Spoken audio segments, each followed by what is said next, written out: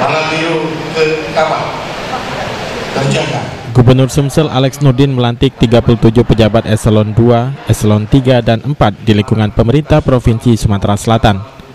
Pelantikan yang digelar di Geri Agung tersebut berlangsung hikmat.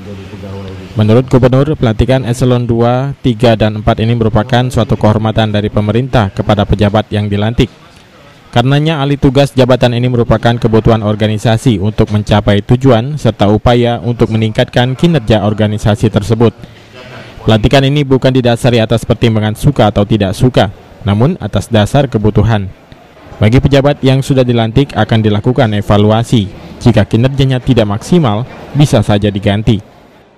Ada Pak, beberapa posisi yang masih PLT Pak, bagaimana Pak? Ya itu segera kita tindak lanjuti mana yang pas, mana ini begini ya.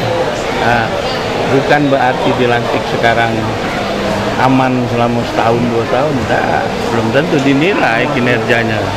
Bisa bongkar pasang sampai cari yang pas. Kalau sudah pas. Wibisono, PAL TV.